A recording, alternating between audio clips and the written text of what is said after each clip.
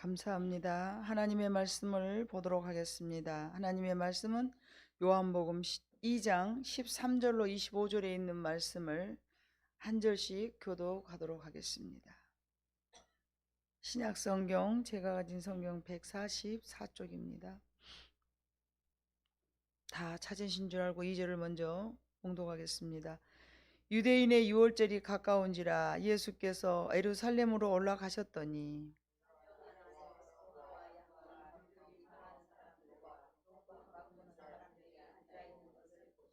노끈으로 채찍을 만드사 양이나 소를 다 성전에서 내쫓으시고 돈 바꾸는 사람들의 돈을 쏟으시며 상을 엎으시고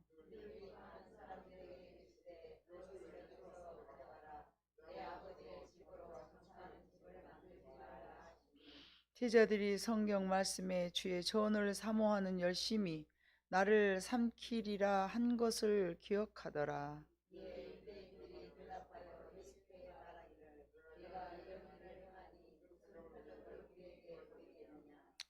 예수께서 대답하여 이르시되 너희가 이 성전을 헐라 내가 사흘 동안에 일으키리라.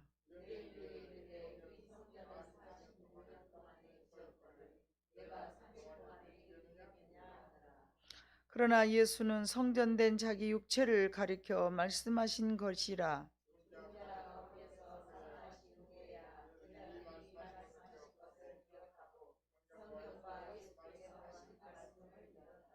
유월절에 예수께서 예루살렘에 계시니 많은 사람이 그의 행하시는 표적을 보고 그의 이름을 믿었으나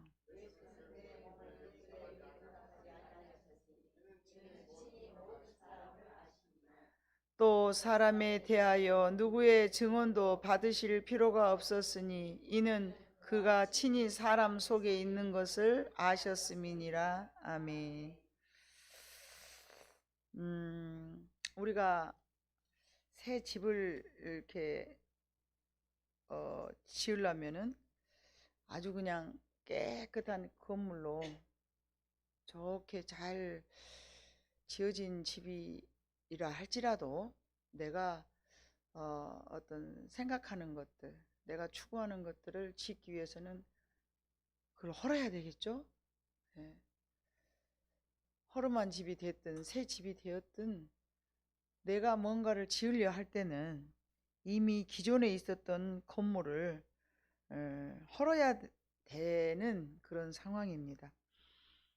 새 땅을 좋게 정리해서 지어야 하는데 그렇지 않고는 그 헌 건물을 그대로 두고서는 건물을 지으려면 매우 힘들고 자신이 지으려는 모양이 되지 않기 때문에 일단 허는 게 맞죠. 기존의 형태를 무너뜨린다는 것은 또 매우 위험하기도 하고 결코 쉽지는 않습니다. 그러나 내가 원하는 바 어떤 모양이 이렇게 추구하는 바 어떤 그림이 있다면 그걸 짓기 위해서는 반드시 기존에 있었던 것을 헐어야 되는 것입니다. 그렇지 않으면 전혀 새로운 또는 아예 아무 건물이 없는 정말 한 번도 이렇게 지어보지도 않았던 그 땅을 살살 이렇게 잘 더두어서 터를 잡고 새 건물을 지어야 할 것입니다. 이런 이치는 누구라도 잘 알 수 있죠. 집을 지어본 사람이든 지어보지 않은 사람이든. 예수님께서도 이 땅에 오셨으나 하나님의 나라, 하나님의 왕국을 지어야 하는데 쉽지 않았습니다. 왜냐하면 기존에 가지고 있는 틀이 다 가지고 있었기 때문에 그렇습니다. 모세로부터 받았던 하나님의 그 어떤 나라가 있지 않습니까? 모세와 예수님과의 사이는 상당히 좀 그 세월이라는 긴 세월이 있어서 요즘으로 말하면 세대가 차이가 다르잖아요. 시대적 차이가 다르죠. 근데 기존에 있었던 그 틀을 가지고 있는 사람들은 원래 그 복음의 씨앗을 받아들이고서도 그것을 헐어버리기가 매우 어려운 그런 상황인데 예수님께서 오셨지만 지어야 하는 하나님의 나라의 건설을 지어야 하는데 방해되는 것들이 있었다면 그것이 바로 옛 것이었다라는 것이죠. 그래서 이제 기존의 하나님의 백성이었던 아브라함의 후손들, 그들을 새롭게 변화시키려니까 이 땅에 오신 것이 예수님의 사역이었는데 이게 너무 이게 쉽지가 않았어요. 누가복음 19장 10절을 한번 봐볼까요, 여러분? 누가복음 19장은 요한복음 조금 앞에 있습니다. 조금 앞에 19장 10절을 봐볼까요? 다 봐보시니까 인자가 온 것은 잃어버린 자를 찾아 구원하려 함이니라. 아멘. 하나님의 백성인데 언제 어느 순간에 잃어버렸어요. 원래 하나님의 백성이었는데 하나님을 잃어버리고 떠나버린 사람들이라는 거죠. 이것처럼 잃어버린 양을 찾으러 오셨는데 하나님의 말씀을 다시 이게 이어서 말씀드리자 치면은 하나님이 모세로부터 받아왔던 하나님의 나라가 세워졌는데 하나님이 원하는 그런 모습으로 지어지지를 않은 거예요. 그래서 이미 지어진 하나님의 나라가 잘못되었기 때문에 새롭게 고치려고 그래서 오셨기 때문에 막 호세 막 기경해라, 변화되어라, 막 계속 그런 말씀들을 너무 많이 하셨잖아요. 그런데 오늘 본문의 말씀을 보니까 예수님께서 성전에 들어가시다가 그들의 마음이 얼마나 잘못되었는가를 보시게 되었어요. 이들의 마음이 이렇게 하나님의 성전에서 예배하는 이곳에서 뭐가 잘못됐네? 예수님께서 보신 것이에요. 그런데 예수님께서 말씀하신 말씀으로 보자치면 여기는 만민이 기도하는 16절을 보면 이것이 여기서 가져가라. 내 아버지의 집으로 장사하는 집을 만들지 말라. 예. 만민이 기도하는 아버지의 집을 이렇게 장사꾼의 어떤 그 소굴로 만들었다. 예수님의 표현은 그래요. 예? 마태복음 21장 13절에도 이 말씀이 있는데 같은 문맥으로 그렇게 기록이 되어 있어요. 하나님의 집을 이렇게 난장판으로 만들었느냐? 왜 너희는 이렇게 만들었느냐? 왜 이런 일이 일어났을까요? 왜 이랬을까요? 근데 오늘 본문에 봐보니까 예수님께서 너희의 열심이 이곳을 이렇게 강도의 소굴로 만들었다. 너희의 열심이. 정말하면은 6월절에 이제 그 6월절에는 성전 안에서 이제 제사를 지내죠. 6월절 제사를.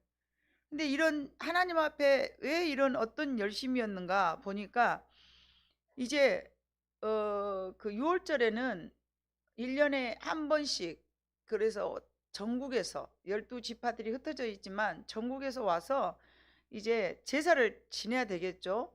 그러면 이제 가장 살찐 좋은 양을 골라가지고 너요 오늘 내가 너로 택했어. 그래가지고 제사를 지내려고 그러는데 멀리서 성전 가까운 데서 오면 괜찮아요. 근데 멀리서 그 뜨거운 사막에 아무리 먹을 것을 먹이고 온다 할지라도 이 양들이 며칠 걸어다 뭐 7일 걸리는 데도 있을 것이고 갈릴리는 뭐 7일 이상 그렇게 걸리잖아요. 그러니까 겁나게 멀리서 오다 보니까 양들이 오다 보면은 지저분해지기도 하고 깨끗하게 양을 잘 씻어서 토실토실한 놈을 하나님 앞에 양을 제사를 드려야 될 텐데 오다 보니까 지쳐가지고 얘가 살이 쭉 빠지 한 2, 3kg 빠져봐봐요. 얼마나 얘가 쏙 빠져 볼태기가 쏙 들어가가지고 토실토실한 가장 좋은 거를 드리려고 그랬는데 가장 좋은 이것들이 한 일주일이나 한 보름이나 걸려서 왔더니 가장 물짠 것이 되어버렸네.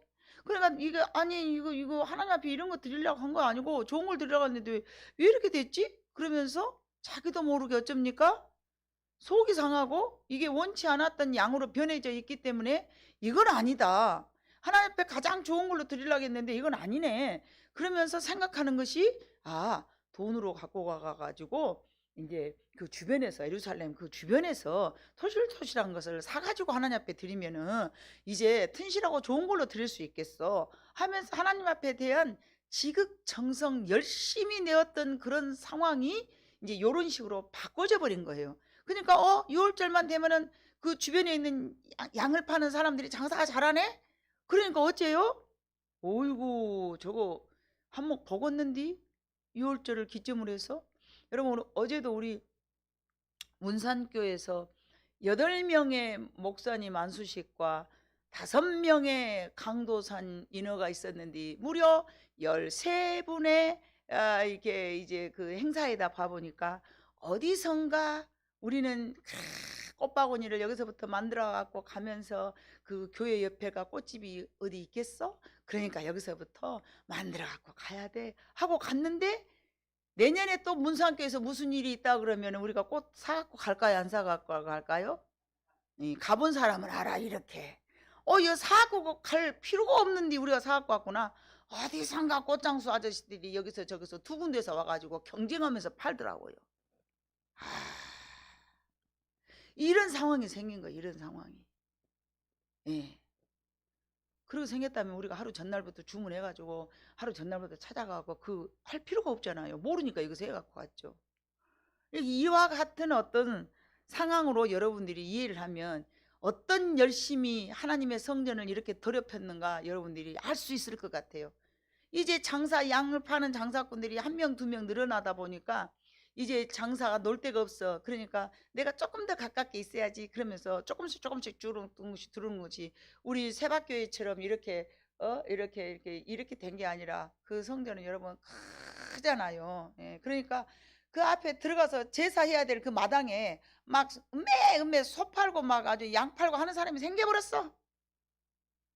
예수님이 6월절 이제 제사를 지내고 내가 이제 참 십자가 지시려고 이제 성전을 들어갔는데 가서 봐보니까 그런 난리가 있어서 음매하고 성전에다 막 얘들이 여기는 거룩한 성전이니까 얌전히 앉아서 음매도 하지 말고 똥도 싸지 말고 오줌도 싸지 말고 잘 참았다가 이따 내가 죽어야지, 이렇게 양들이 생각하면 얼마나 좋겠어요. 예? 아니잖아요. 37개월 되는 우리 원찬이도 때때가 목사님 안수한다고 좋다고 축하 객으로 갔는데 둘이 뭔 할 말이 그렇게 많은지 제잘 하니까 참다 내 앞에 어떤 목사님인지 편한 목사님이시겠죠. 창누님이시든지 유아시로 얼른 오라가라고 쬐껴놨어. 그들이 뭘 알아요? 양들이 뭘 알아요? 오줌 싸고 똥 싸고. 그러니까 예수님 보실 때 어쩌겠어요? 냄새나지. 응? 도대체 너희들 이거 뭐하는 짓이냐 그러면서 예수님께서 화를 내셨어요. 강도의 소굴을 너희들이 만들었다. 근데 이거는 너희의 무엇으로? 열심이다. 17절 제자들이 성경의 말씀에 주의 전을 사모하는 열심이 나를 삼키리라 한 것을 기억하더라. 너희의 열심이 너무 지나치다 보면 하나님 앞에 이렇게 오히려 아니할 일을 하게 된다. 우리가 그러잖아요. 하나님의 여러분 성전 안에서 열심히 일을 하다 보면 어째요? 네? 조금 이해가 되는 부분들이 있죠. 저렇게 하면 안 되는데 왜 저려? 그러면서 자기도 모르게 그렇게 하면 안 된다고 하면서 언성을 높이게 되고 자기 주장을 하게 되고, 하나님도 다 알고 계시는데 믿음이 너무 없는 사람이 이상한 행동을 하면 믿음이 조금 있는 사람들은 그렇게 하면 안 돼 막 이러면서 또 어째요? 열심히 등심으로 맛있는 걸 만들어 갖고 준비하려다 보면은 마리아가 돼야 되는데 마르다가 되어 있고, 맞죠? 밥을 맛있게 해서 대접하란다 하고 준비하다 보면 어쩔 때는요 따뜻한 전을 지져드려 쓰겠다 그러는데 성전에서 고소한 냄새가 그냥 주일날 아침에 쫙서부터 오는데, 아니 기도 소리가 끊이지 않고 찬송 소리가 끊이지 않아야 되는데 딱 들어오는 순간에 음식 냄새가 확 풍기면 어째요 여러분? 그럼 우리 목사님이 우리는 맛있게 하려고 그랬는데 야속하게 너희는 성전에서 이 냄새가 무슨 냄새냐 막 이러면서 왜 주일날 음식 냄새가 여기까지 펄펄 나냐 막 이러면서 잘하려고 했는데 혼만 나고 말이죠. 그러잖아요. 다 자기의 열심이라는 거죠.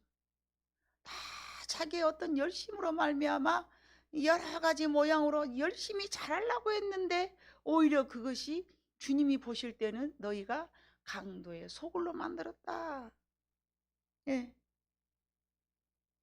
그렇기 때문에 자기들 입장에서는 정말 이런 말씀들이 참 어느 부분을 내가 그러면은 가지고 하나님을 잘 섬겨야 될까?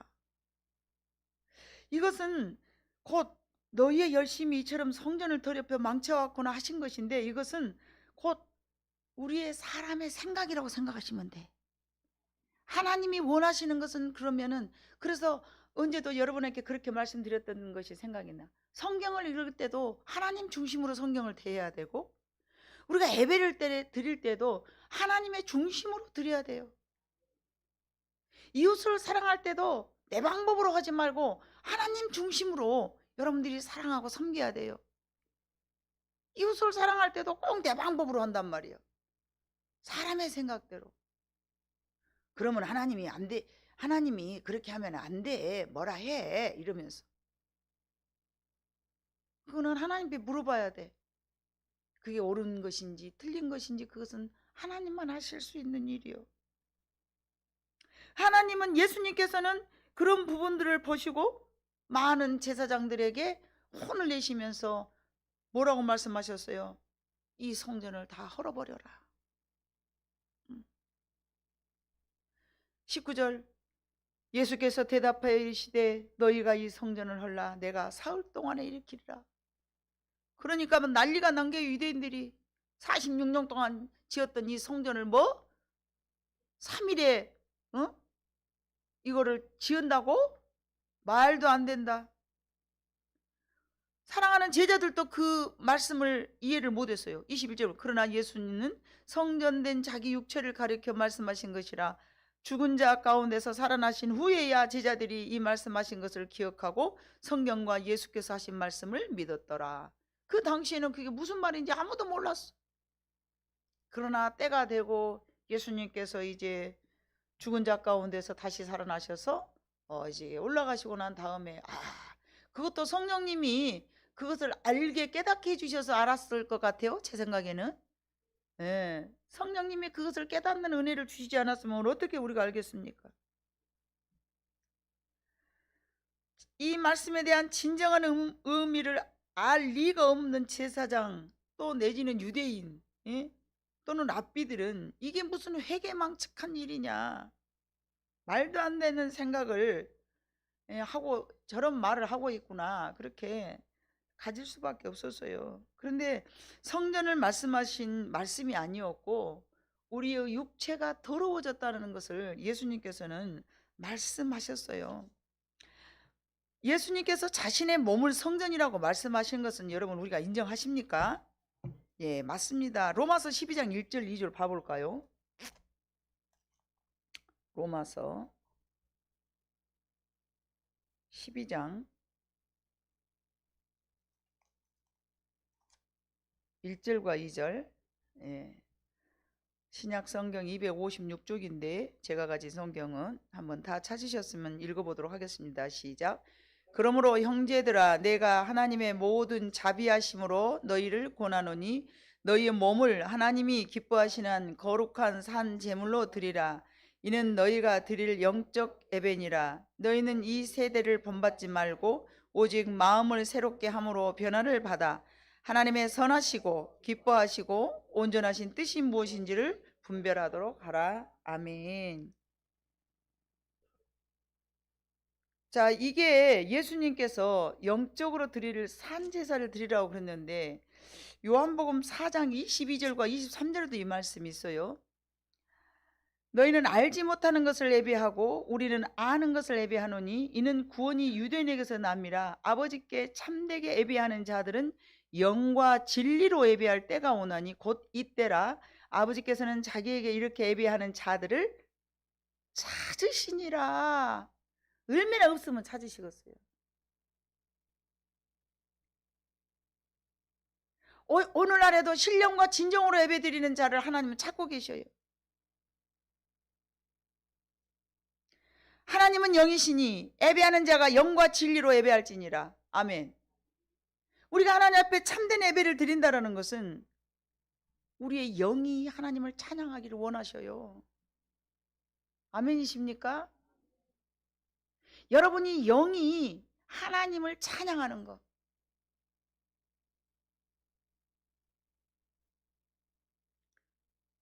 우리의 몸이 곧 하나님의 거하실 수 있는 성전임을 말씀하셨고, 그렇다면 오늘 본문의 말씀은 예수님께서 보실 때에 온전하지 못한 너희의 마음을 무너뜨리라는 말씀이 되는 거예요. 장사하는 마음, 하나님 앞에 성장은 하는데 어디 이문이나 더 받을까 하면서 혈안이 되어가지고, 물론 좋은 것을 드려서 제사를 드리려는 그런 재물을 살려는 마음을 가진 사람들은 별개겠죠. 그런데 그 안에서 장사를 하는 사람들은 또 다른 마음이라는 거죠. 아멘. 그 장사치들에게 하시는 예수님의 말씀인 거예요.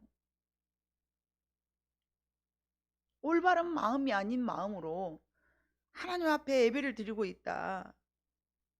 예. 이런 것들은 강도의 구렬이라고 말씀하시면서 너희가 무너뜨리라, 헐어버려라. 예. 자, 로마서 1장 28절로 32절 한번 봐볼까요? 강도의 구혈과 같은 마음은 어떤 마음인가? 로마서 1장 28절 시작. 또한 그들이 마음에 하나님 두기를 싫어하매 하나님께서 그들을 그 상실한 마음대로 내어버려 두사 합당하지 못한 일을 하게 하셨으니 29절 곧 모든 불의, 추악, 탐욕, 악의가 가득한 자요 시기, 살인, 분쟁, 사기, 악독이 가득한 자요 수군수군하는 자요 비방하는 자요 하나님께서 미워하시는 자요 능욕하는 자요 교만한 자요 자랑하는 자요 악을 도모하는 자요 부모를 거역하는 자요 우매한 자요 배악하는 자요 무정한 자요 무자비한 자라. 그들이 이런 일을 행하면서도 또 이런 일을 행하는 사람을 옳다고 생각한다. 32절. 하나님은 이런 악독한 마음, 사기가 가득한 이런 마음을 여러분이 깨닫고 나는 죄인이네. 참 나는 왜 이렇게 죄인일까? 이렇게 아는 것과 아무리 나를 고치려고 해도 나가 잘 안 되네. 이거를 아는 것과 이 모르는 것의 차이는 엄청나게 큽니다. 이 모르는 사람들은요. 28절에 있는 말씀처럼 하나님께서 깨닫지 못하도록 내버려 뒀다 그랬어요. 내가 죄인임을 모르도록 내버려 뒀어. 그들이 마음에 하나님 두기를 싫어하매 누가 고의로 여러분들 우리의 마음속에 하나님을 나는 하나님 모시고 살지 않을 거야. 누가 일부러 그런 사람 어디가 있겠어요. 하나님을 예배하는 사람들 중에 어떤 사람이 나는 내 마음속에 하나님을 모시지 않고 살 거야 이렇게 작정한 사람이 누가 있겠냐 말이죠. 일부러 그런 사람은 없습니다.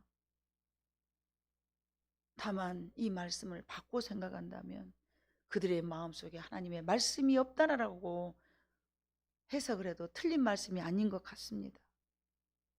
그들이 마음에 하나님 두기를 싫어하며 하나님께서 그들을 그 상실한 마음대로 내버려 두자. 우리가 하나님을 소망하고 우리가 하나님 앞에 나아가고 우리가 하나님 앞에 적극적으로 열심을 가지고 살아갈 때 하나님께서도 우리를 도우사 변화되게 하시고 회개하게 하시고 내가 죄인임을 깨닫게 해주시고 그러지 않겠습니까? 그런데 28절 보니까 그들을 그 상실한 마음대로 내버려 두사. 단서가 있잖아요. 그들의 마음에 나를 하나님 입장에서 너희가 나를 너희의 마음속에 영접하지 아니하니 나는 너희가 악한 그 마음을 내버려 두사 너희가 행하고 살고 싶은 대로 내버려 놔뒀다. 그래서 여러분 우리는 기도하잖아요. 그죠? 버려둠을 당한 가족들을 놓고 기도하면서 하나님 그러지 마세요. 그리하지 마옵소서. 내 기도를 들으시고 그들을 내가 죄인임을 알고 깨닫을 수 있는 은혜를 허락하여 주시옵소서. 그게 우리의 중보자들의 기도 아니겠습니까? 너희의 마음의 이기적인 마음이 더 중심적이다는 말씀이죠. 남보다는 예? 내가 하나님 앞에 예배를 드리면서 혹시 내게 더 유익된 건 뭐 없나? 내가 하나님 앞에 열심히 살 때에 복을 주신 것은 감사하지만 복을 받기 위해서 뭔가를 한다던가 그 동기가 더 중요한 거예요. 그래서 너희 마음에 이기적인 마음이 자리 잡아 있으니 하나님 앞에 제사 드리려는 것은 좋으나 그보다도 너의 마음에 하나님 앞에 나오는 너의 마음의 동기가 더 중요하다. 너는 왜 하나님 앞에 나오느냐? 너는 무엇 때문에 오느냐? 쫙 멀리서부터 양을 토실토실한 양을 하나님 앞에 드려야 돼. 이렇게 마음 먹은 사람은 참 복된 마음이죠. 그런데 그걸 이용해 가지고 장사를 해먹은 사람은 악한 마음이라는 것이죠. 그건 아니지 않습니까? 항상 하나님의 나라는 두 부류의 사람이 있어요. 그죠? 가라진지 알곡인지, 기름 준비한 5처녀든지 졸며 자는 5처녀든지 두 부류의 사람들이 있는 거예요. 그래서 이사야서 1장 11절로 13절에도 봐보면요, 야 너희들의 냄새나는 제사 더 이상 싫다. 왜? 그들의 마음이 없이 하나님 앞에 형식적으로 드려진 그 제사의 행위 자체가 소를 잡는 거, 여기가 도살장이냐? 여러분 이사야 1장 봐보세요. 여기가 뭐 도살장이야? 피냄새? 나 더 이상 나 그거 맡고 싶지 않아. 뭐가 없으니까? 신령과 증정으로 드려진 그들의 마음이 결여된 제사였기 때문에 그런 성전은 우리가 헐어버려야 될 줄로 믿습니다. 그래서 제사보다도 너희의 마음을 내게 다오. 네가 무슨 마음으로 여기를 가지고 오느냐, 이런 말씀이 되는 것입니다. 현재 이 세상을 살아가고 있는 우리에게는 정말 물론 습관이 되어서 어느 날은 야 날마다 예배를 드리다가 안 드리니까 참 이상하다, 이렇게 습관적으로 오는 경우도 있어요. 그죠? 매번 어떻게 신령과 진정으로 드리면 얼마나 좋겠습니까만은 그렇게 늘 그렇지는 못하죠. 그러나 늘 신령과 진정으로 드리지 않는다면 그것도 문제가 되지 않겠습니까? 추악한 마음이 가득하여진 마음으로 늘 우리의 마음속에 하나님을 바라보는 시선보다는, 그죠? 우리는 하나님을 예배 때 하나님만을 응시해야 돼요. 어제 우리가 참 이게 이제 주의 종을 이게 세우는 어떤 그런 절차와 순서에 따라서 다 권면하신 말씀이나 전하는 설교 말씀이나 또 뭐 회중을 대표하는 기도의 말씀이나 뭐 축사의 말씀이나 모든 것이 주의 종들을 위한 말씀이잖아요. 그러니까 처음부터 끝까지 저한테는 막 매우 은혜가 되는 거예요. 공감이 되면서 막 너무너무 감사하더라고요. 은혜를 많이 받고 왔어요.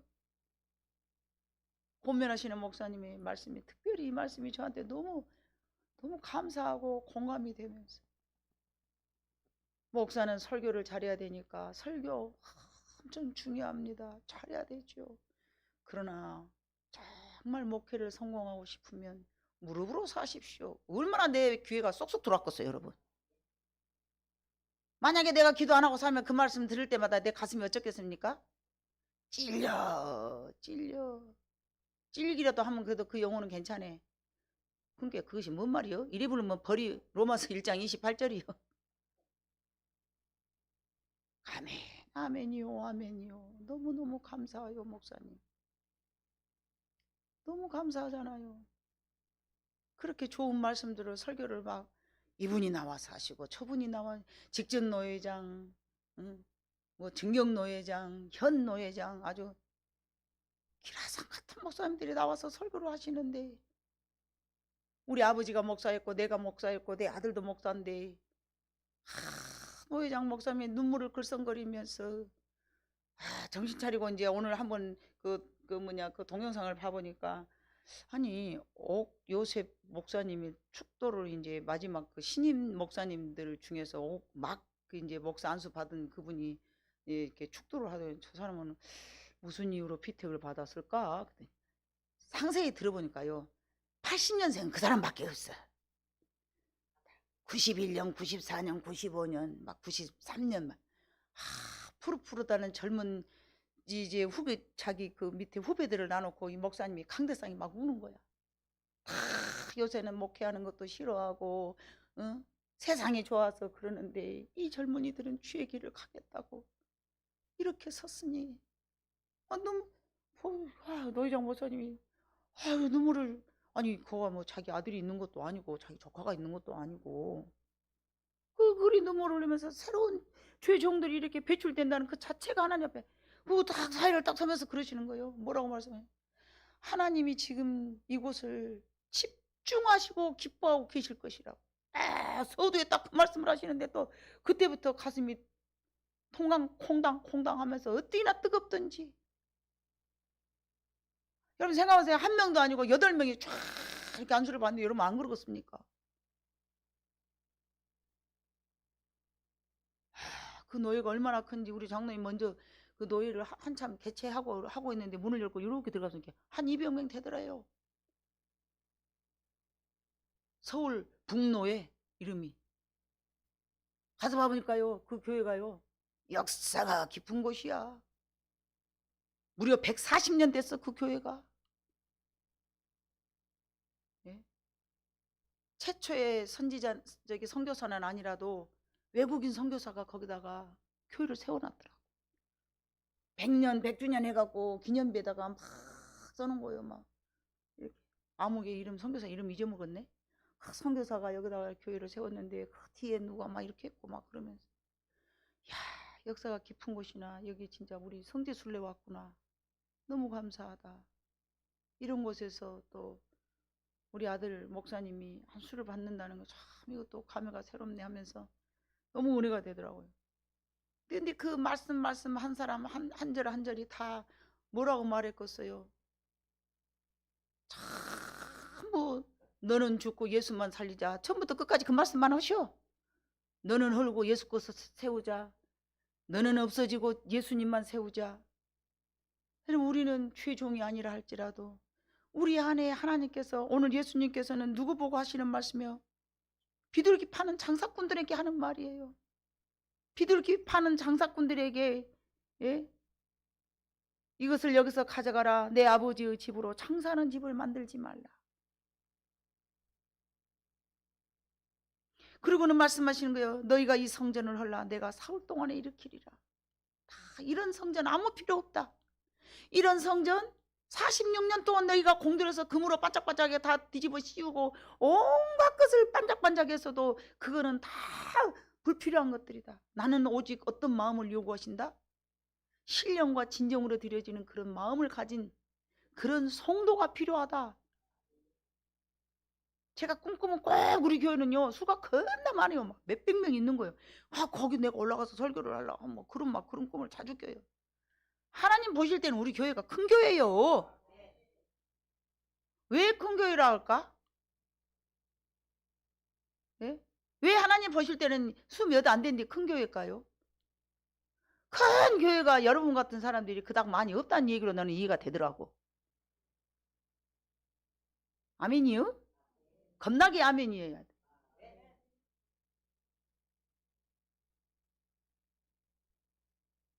왜? 우리는 날마다 나를 죽이고 하나님의 말씀으로 기둥을 세워서 주님 잘 안 되기는 하지만요 저 그렇게 살고 싶어요. 저 못하고 있기는 하지만요 나 그렇게 될래요. 도와주세요. 때가 되면 도와주시리라 믿습니다. 모든 건 때가 있어요 여러분. 그때 기도한 것마다 다 들어줬으면 여러분 생각해 보세요. 내가 기도할 일이 또 어디 있겠어요. 예? 기도하고 산지 무릎으로 기도하고 산지 애걸복걸하고 산지가 40년인데 여러분 생각해 봐보세요. 제가 기도할 게 뭐 있겠습니까? 그때 아주 기도할 때마다 들어주시면 모든 것은 다 때가 있어. 예, 모든 건 때가 있는 거예요. 이사야에서 봐보니까 그러잖아요. 야 에스겔도 그래요. 야야 이스라엘이 죄를 몇 년간 진 줄 아냐? 그러니까 너는 옆구리로 둘러서 40일 동안 그쪽을 놓고 두르고 있어라. 여러분 사람이 누워갖고 40일 동안 이쪽으로 들고 있는 게 쉽습니까? 참 죄종하기도 힘들어요.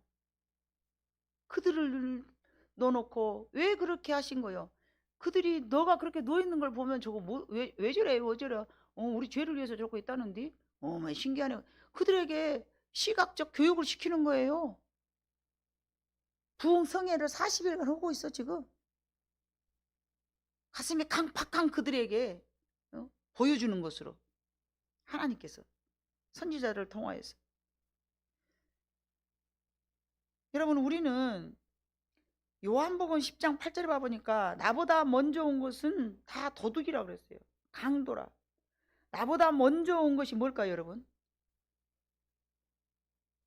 요한복음 10장 8절에 여러분, 나보다 먼저 온 것은 다 도둑이고 강도라. 여러분 먼저 온 게 뭐예요? 예수님보다 먼저 온 게 뭐예요 여러분?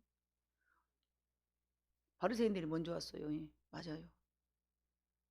여러분들은 바리새인이 없어요? 그럼 그 말씀 여러분 적용할 수가 없어요? 여러분들은 율법입니까? 바리새인들은 율법만 이제 새겼으니까 그걸 나한테 적용을 시켰어. 나한테 적용을 해. 여러분 예수님은 복음인데 여러분 다 율법이요. 자, 그 율법이에요. 이러면 되네, 이러면 안 되네, 다 율법이에요. 그러면은 예수님보다 먼저 온 것은 율법이라고 하면은 그걸 여러분 다 빼야 돼. 나보다 먼저 온 건 다 도둑이요. 나보다 먼저 온 것은 뭐요? 여러분의 사상과 이념과 여러분의 아무튼 기타 등등 예수님 복음 이전에 있었던 나라는 존재, 이념, 습관, 예수님보다 먼저 왔던 우리들의 생각은 전부 도둑이에요 여러분.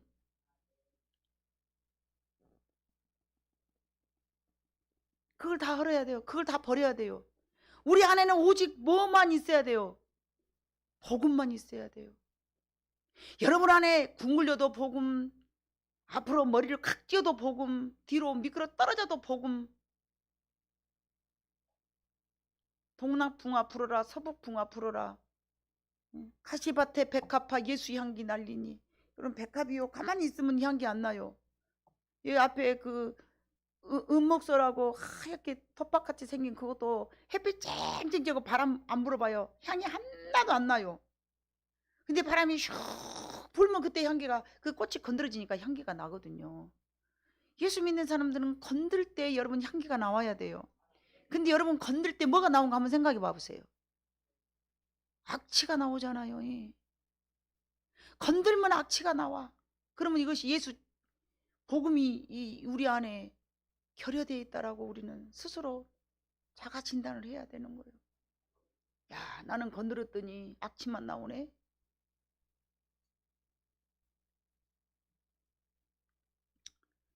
내 마음이 정말 성령님이 기뻐하시는 하나님의 이 말씀이 내 안에 있을 수 있는, 하나님이 내 마음속에 있을 수 있는, 로마서 1장 28절의 말씀처럼 하나님이 내 안에 거하실 수 있는 그런 몸인가 우리가.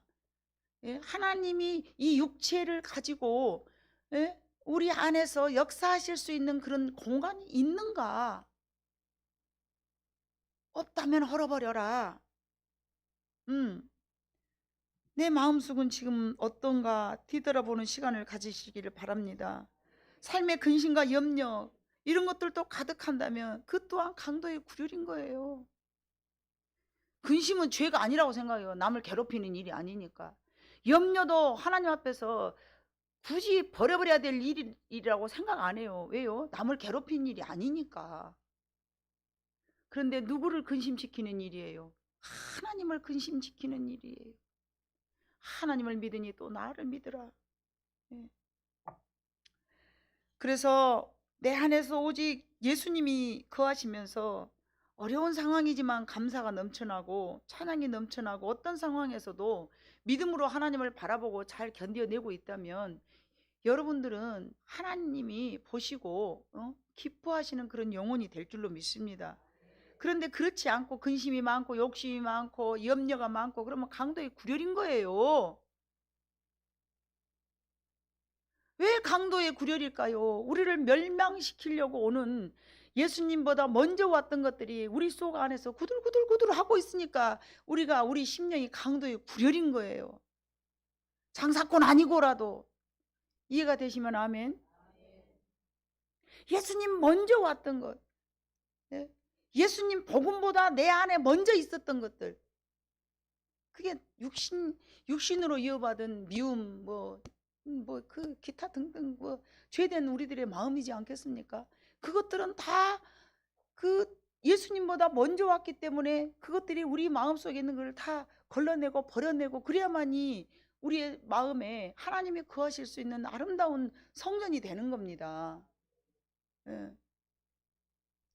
예수님께서 하시는 것처럼 예수님이 정말로 예수님이 죽었을 때 다시 부활하셨어. 자기 자신을 완전히 죽인 거예요. 강도의 집이란 정말 사단이 우글거리는 곳이라고 우리가 이해하시면 되겠습니다, 여러분. 그래야 됩니다. 나보다 먼저 온 것은 다 도둑이요 강도요, 우리를 멸망시키려고 하는 것들 뿐이다. 내 안에 성령님이 거하실 초소라면 삶의 어떤 어려움과 시련이 닥쳐도 감사와 찬양과 소망과 사랑 등이 넘쳐날 줄로 믿습니다. 세상에 어려움이 없고 또 편안한 인생은 아무도 없습니다. 어제 가서 설교 들어보신 분들은 아시죠? 주님 가는 길이니까 아주 마구마구 편안하고 그냥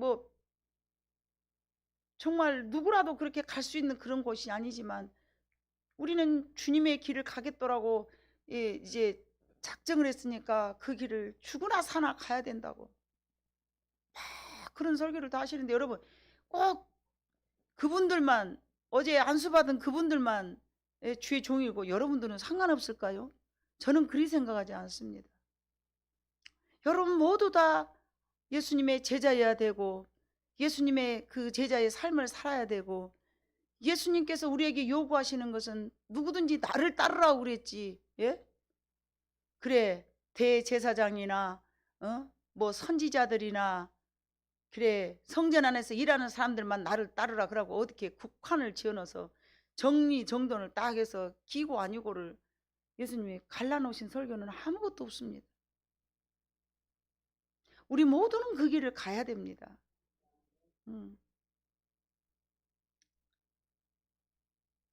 어떤 어려움이 있을지라도 주님의 손을 붙잡고 극복한 사람이 있고, 그대로 또 좌절되고 또 슬퍼하고 낙심하고 포기하고 살아가는 사람도 있고 그렇습니다. 그러나 여러분, 우리는 주님이 우리와 함께 하심하고 약속하셨기 때문에 그 약속의 말씀을 붙잡고 여러분들이 승리해야 됩니다. 예수님께서 죽으심으로 그 성전을 다시 새롭게 지으신 것처럼 내가 말씀 안에서 죽고 내 생각을 비우고 내 마음을 새롭게 한다면 주님께서 우리들의 삶을 더 풍성하게, 그리고 더 좋은 꼴을 먹이시는 쉴만한 물가로 반드시 인도해 주심하고 약속해 주셨습니다. 여러분의 성전은 지금 헐어야 할까요? 아니면 잘 보존해서 보수해 가면서 아까워, 지금 버리려니까 너무 아깝구만, 내가 보듬고 살아온 세월이 어딘데 이걸 내가 어떻게 버려 하면서 보듬고 있어야 될까요? 믿음 위에서 말씀 위에서 굳건하게 세워진 찬송가 204장 말씀처럼 나보다 복음보다 먼저 들어왔던 모든 것들은 나를 멸망시키려 하는 것들이니 이거는 버려야 된다라는 마음의 결단을 가지시고, 예수님이 말씀하신 강도의 구렬이 내 안에 있다면 여러분 다 몰아내시기를 주님의 이름으로 권면합니다. 우리의 마음속에서는 나를 괴롭히는 모든 것들을 하나씩 하나씩 정리하고 나갈 때 여러분 천국이 이루어져 가는 것입니다. 여러분, 우리는 천국을 이루고 살고 싶지 않습니까? 나는 천국을 이루고 살아야 되겠다. 나는 천국을 이루고 살아야, 심령이 가난한 자는 저희가 복이 있나니 천국이 저희 것이며, 우리는 죽어서 가는 천국도 있지만 이 땅에서도 심령을 가난하게 만들었을 때에 내가 천국을 소유할 줄로 믿습니다. 이 땅에서도 여러분 천국으로 살아야 되지 않겠습니까? 예수 믿는 우리에게는 날마다 기쁘고 감사하고 어떤 어려움이 있을지라도 잘 극복해 나가면서 주님과 함께 추하고 염려되고 또 복잡했던 모든 강도를 내 마음속에 가득 채워놓지 말고 싹 하나씩 그냥 다 정리해서 벗어버리고 나면은 하나님의 정말 거하실 수 있는 충분한 공간이 되어서 여러분들이 마음속에 참 평안이 이루어질 줄로 믿습니다.